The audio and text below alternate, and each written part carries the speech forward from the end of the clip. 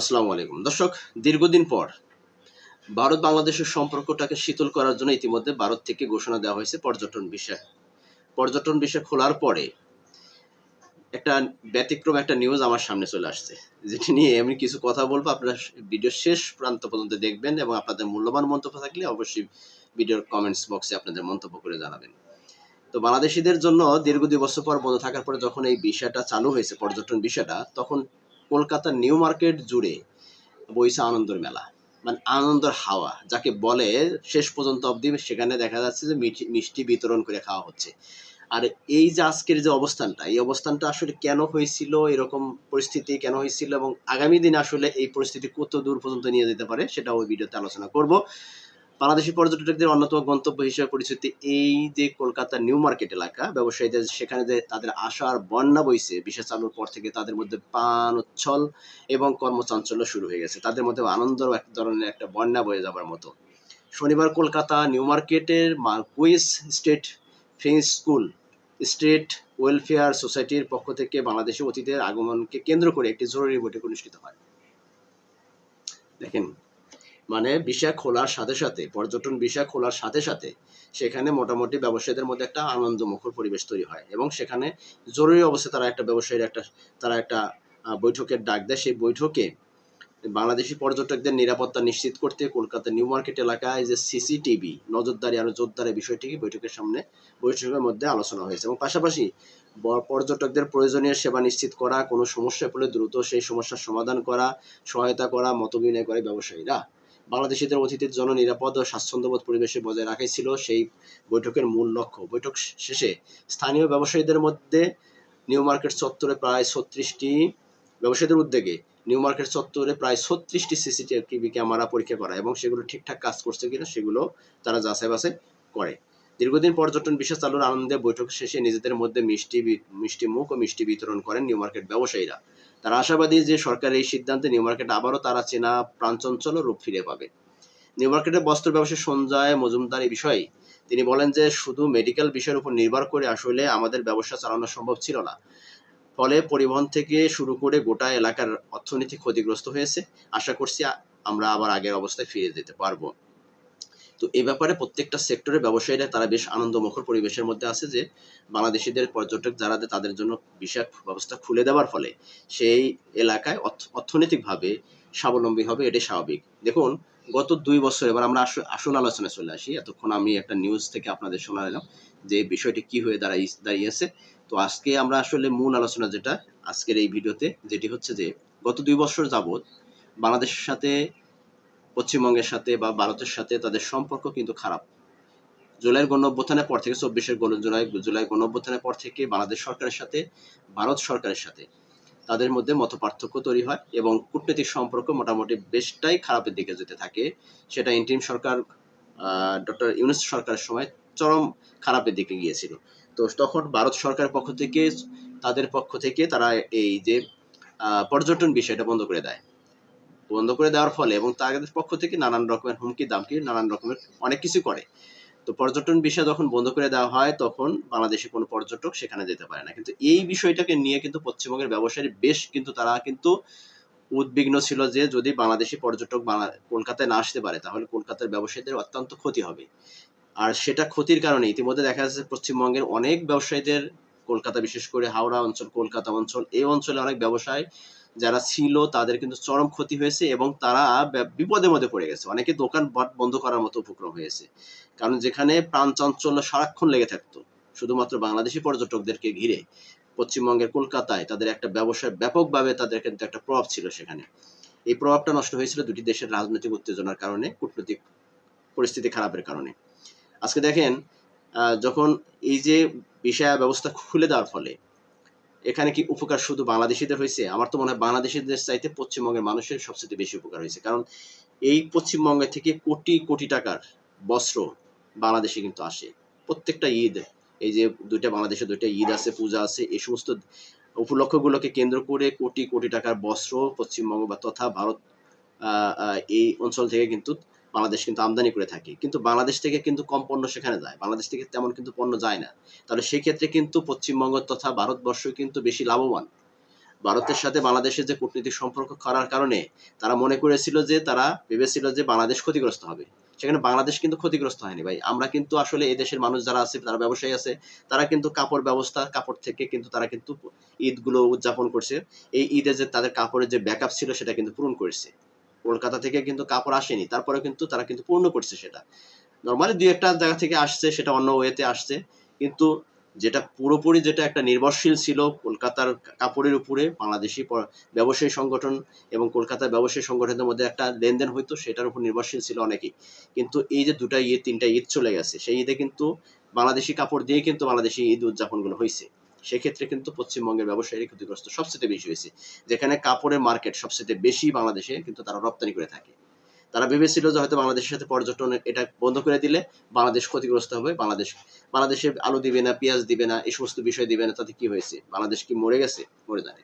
কিন্তু এই বিষয়গুলোর কারণে কিন্তু কি হয়, অর্থনৈতিকভাবে ক্ষতিগ্রস্ত হয় ব্যবসায়ীরা। আর ব্যবসায়িক কেন্দ্রিক কিন্তু একটা রাষ্ট্র, রাষ্ট্রের যখন ব্যবসায় ক্ষতিগ্রস্ত হবে, তখন কিন্তু রাষ্ট্র কিন্তু অর্থনৈতিকভাবে ক্ষতিগ্রস্ত হবে।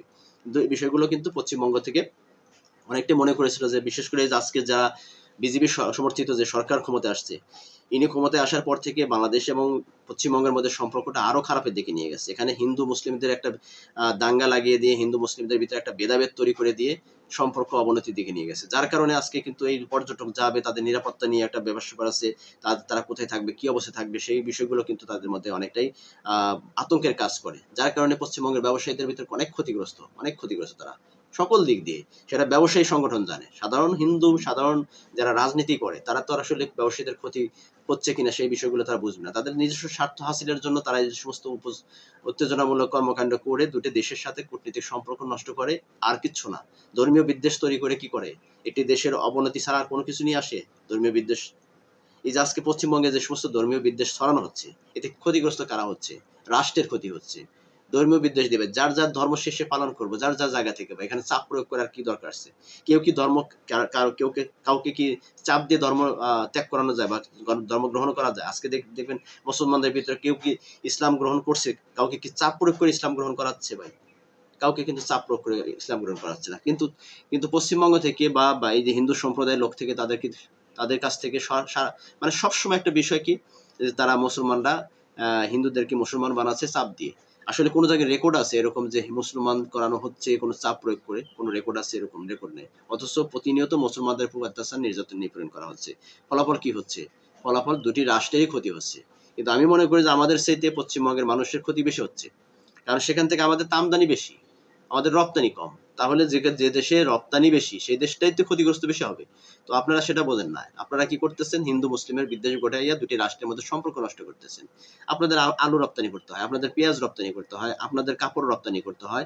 সবকিছুই কিন্তু বাংলাদেশ আমদানি করে। আজকে আপনারা পেঁয়াজ, আলু এগুলো রপ্তানি, যে বাংলাদেশ থেকে আমদানি বন্ধ হয়ে গেছে বা রপ্তানি বন্ধ করে দিয়েছেন আপনারা, তাতে কি বাংলাদেশ ক্ষতিগ্রস্ত হয়েছে? বাংলাদেশে আলু, পেঁয়াজ এগুলো পর্যাপ্ত আছে। দাম তো আগে যখন আপনাদের কাছ থেকে পর্যাপ্ত পরিমাণে আলু পেঁয়াজ আনা হতো, তখনও কিন্তু আলুর পেঁয়াজের দাম কিন্তু অধিক মাত্রায় ছিল। কিন্তু আপনাদের কাছ থেকে আলু পেঁয়াজ আসে নাই। এর ফলে কি বাংলাদেশে পেঁয়াজ আলুর দাম বেড়েছে? বাড়ে নাই। স্বাভাবিক আছে। কিন্তু সম্পর্কটা তো খারাপ হয়ে গেছে। সম্পর্কটা উন্নয়নের জন্য দুটি রাষ্ট্রের মধ্যে বাণিজ্যিক সম্পর্ক, এগুলোতে একটি রাষ্ট্রের সাথে আরেকটি রাষ্ট্রের সম্পর্ক ভালো থাকে, রাজনৈতিক সম্পর্ক ভালো থাকে, কূটনৈতিক সম্পর্ক ভালো থাকে, ধর্মীয় সম্পর্কগুলো ভালো থাকে। কিন্তু এই ধর্মীয় যে উত্তেজনা, এগুলো ছড়িয়ে দিয়ে কি হচ্ছে? দুটি রাষ্ট্রেরই ক্ষতি হচ্ছে। বিশেষ করে আপনাদের রাষ্ট্রের ক্ষতি হচ্ছে আমি মনে করি। যে এটা হয়তো অনেকে বলতে পারেন যে না, বাংলাদেশে ক্ষতিগ্রস্ত। বাংলাদেশ ক্ষতিগ্রস্ত হচ্ছে না ভাই। এখানে দেখেন আজকে আপনাদের ব্যবসায়ীদের একটা উৎফুল্লতা আপনাদের কি প্রমাণ করে? যেটা কেন, যে তারা কত একটা খারাপ সিচুয়েশনে ছিল, আজকে তাদের ভিতরে আনন্দ। এই আনন্দটা প্রমাণ করে যে না, বাংলাদেশের ব্যবসায়ীদের চাইতে তারা বেশি সমস্যায় ছিল। একটা নিউ মার্কেট এরিয়া, এখানে হাজার হাজার দোকান আছে, আমি দেখেছি তো সেখানে, আমি গিয়েছিলাম সেখানে। সেখানে অনেক দোকান আছে, সে যে দোকানগুলো পুরোটাই বাংলাদেশের এই অঞ্চলের মানুষের ব্যবসায়ের উপর নির্ভরশীল। তারা আজকে যখন বাংলাদেশি পর্যটকরা সেখানে মার্কেট করতে যায়, মানে একটা নরমাল একজন মার্কেট করলে 10 থেকে 20,000 টাকার মার্কেট করে। একজন পর্যটক গেলেও সেখানে 10 থেকে 20,000 টাকা মার্কেট করে নিয়ে আসে। তো এটা ভাবতে হবে ভাই, যেখানে হাজার হাজার পর্যটক যায়, কত লক্ষ লক্ষ কোটি কোটি টাকার কিন্তু রপ্তানি হয় আপনাদের সেখান থেকে। এটা ক্ষতিগ্রস্ত হচ্ছে আপনারা ধর্মীয় বিদ্বেষ ছড়িয়ে দিয়ে। কি হচ্ছে? লাভটা কি পাচ্ছেন? ধর্মীয় বিদ্বেষ ধর্মীয় তো সহনশীল হন ভাই। আপনার ধর্ম প্রচার করেন, আপনার ধর্ম সহনশীল কিনা সেটা উপর ডিপেন্ড করবে আপনার ধর্মের প্রতি মানুষ আকৃষ্ট হবে কিনা। আপনি জোর করে কাউকে ধর্মান্তরিত করতে পারবেন? জোর করে কাউকে ধর্ম পালন করাইতে পারবেন? হিতে কি হবে? আপনার ধর্মের প্রতি মানুষের ঘৃণা জন্ম নেবে, আপনার ধর্ম থেকে মানুষ আরো পরিত্যাগ করবে, ধর্মকে পরিত্যাগ করবে। এভাবে ধর্ম তো নিয়ে আজকে ইসলাম ধর্মের কথা বলেন আপনারা, ইসলাম ধর্মের সহনশীলতা থাকার কারণে, তাদের ভিতরে শান্তশিষ্ট থাকার কারণে তারা আজকে সারা বিশ্বে কিন্তু সবচেয়ে কম সময়ের মধ্যে ইসলাম ধর্ম যেভাবে প্রচার হয়েছে, বিশ্বে আর কোনো ধর্ম এভাবে প্রচারিত হয়েছে এত অল্প সময়ের ভিতরে? আজকে প্রায় 200 কোটির ঊর্ধ্বে মানুষ সারা বিশ্বে মুসলিম সম্প্রদায়, কয়শো বছরের ব্যবধানে, মাত্র 1400 বছরের ব্যবধানে। কেন হচ্ছে এগুলো? ধর্ম তো আপনাদেরকে সহনশীল হওয়া শেখায়, ধর্ম আপনাদেরকে সহানুভূতিশীল হওয়া শেখাবে, এটাই স্বাভাবিক।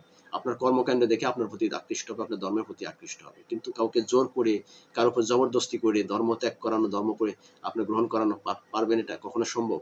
কখনোই সম্ভব না। তাই আসুন আমরা সবাই ঐক্যবদ্ধ হয়ে, আমরা বাঙালি ভাই, এটাই আমাদের, আমরা মানুষ, এই বিশ্বাসটা থেকে আমরা আমরা সকলেই একত্রিত হয়ে, আমরা পার্শ্ববর্তী দেশ, আমরা একটা সময় তো একটা অঞ্চলই ছিলাম রে ভাই।